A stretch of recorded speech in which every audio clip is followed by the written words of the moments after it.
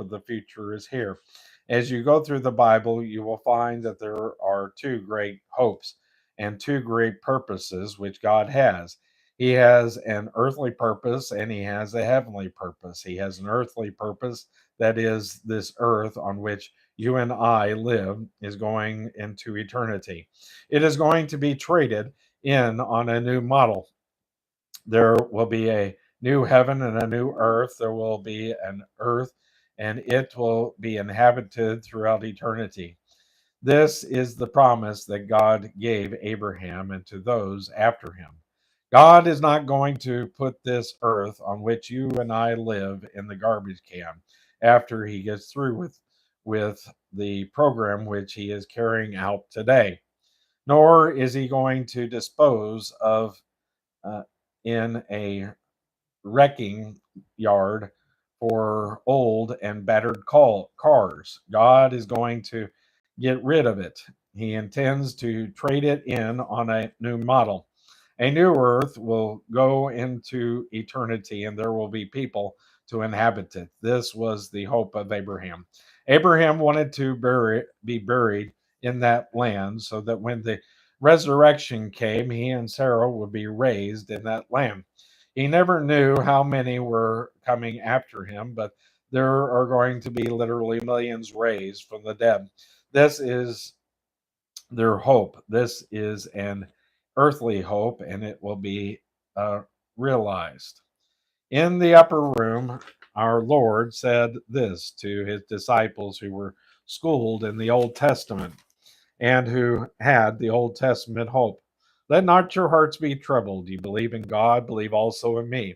If my father in my father's house are many mansions, if it were not so, I would have told you. I go prepare a place for you, and if I go and prepare a place for you, I will come again and receive you unto myself, and that where I am, there ye may be also. John chapter 14, verses 1 through 3. He is speaking of the new Jerusalem, which he is preparing today, and which is the place in which the church will go. The new Jerusalem will be the eternal abode of the church. This teaching was brand new to the disciples, and I'm afraid that it is brand new to a great many Christians. God never told Abraham that he would take him away from this earth to heaven. Rather, he kept telling him, I'm going to give you this land. Abraham believed God, and that was the reason that he wanted Sarah buried in the land. It became the place for him to bury his dead. He intended to be buried there, and he is buried there. The exact location of Abraham's burying place in Hebron, about 20 miles south of Jerusalem. When we made a trip there, that is McGee and not me. I'm reading through the Bible by James Vernon McGee. Uh, we visited the Muslim mosque, which is built over that spot. Frankly, on our entire trip through that land, I never felt uncomfortable or even a little afraid until except at Hebron. We had been warned to be very careful in Hebron that there was a great deal of antagonism toward tourists and actually toward everyone who did not belong there.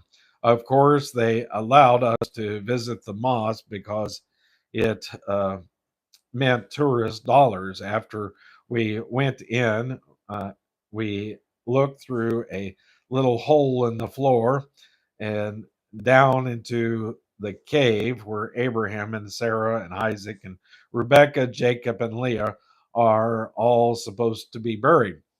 Rachel is buried in Bethlehem. These folks are all buried in Israel because of their hope of being raised from the dead in that land. It is an earthly hope. Our hope as New Testament believers is a heavenly hope. I trust that is clear to you so that you can understand why this burial was so important to Abraham at this particular time. Abraham now makes a deal to buy the cave. And notice